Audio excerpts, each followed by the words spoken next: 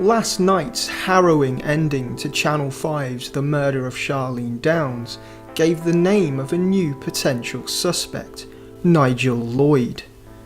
Having accepted that the police got the wrong men and the chopped up into kebab story was essentially a massive show of incompetence by investigators, journalist Joe Cusack obtained police files that were previously seen by The Times that show Charlene's own parents allowed convicted sex offenders into the family home. This may have been where her abuse started. One of these men, Ray Monroe, had previously abused a 10-year-old and was staying with the Downs family when Charlene went missing in 2003. Furthermore, the episode revealed that mother Karen waited 2 days before reporting her 14-year-old daughter missing. Cusack now believes a man called Nigel Lloyd, whose property backed onto the alleyway and kebab shops frequented by Charlene and other groomed girls, is key to her disappearance and possible murder. Here's what we know about Nigel Lloyd so far. Nigel Lloyd is an award-winning chef who was featured in a 2006 episode of Gordon Ramsay's Kitchen Nightmares when he worked for a restaurant in Blackpool called Jackson's.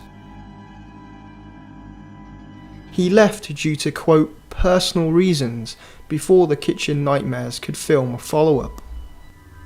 It wasn't known at the time, but in 2001 and 2003 he carried out separate attacks on 2 15-year-old girls in Blackpool. This means he was active around the time Charlene Downs went missing. When Lloyd was 51 in 2017, he was convicted of those 2 offences and is currently serving a 64-month sentence.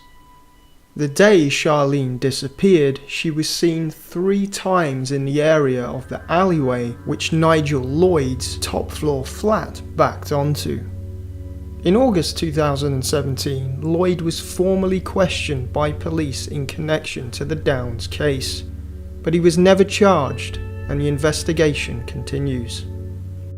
Lloyd previously owned a cafe in Blackpool, opening it after he was inspired by his Gordon Ramsay experience. He also served food in the staff canteen at the Pleasure Beach amusement park. Sadly, the Downs case remains open and the police do not have enough evidence to charge anyone new.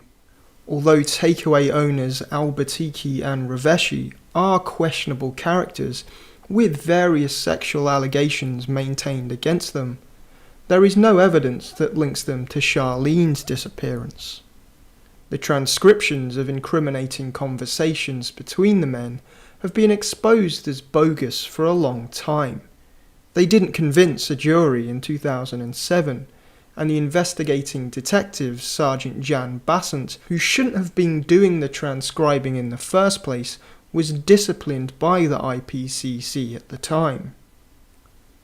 Despite this, the parents, who allowed known abusers into their family home and failed to notify police that their teenage daughter went missing for 2 days, are still claiming that she was chopped up and put into kebabs by a Muslim grooming gang, and their supporters include the usual suspects. What are they deflecting or trying to hide? Did one of the 16 men with convictions for rape, assault and violence who visited the family home have something to do with it? What about the man in his 60s who a social worker saw buttoning his trousers with young Charlene scooping pound coins off the bed?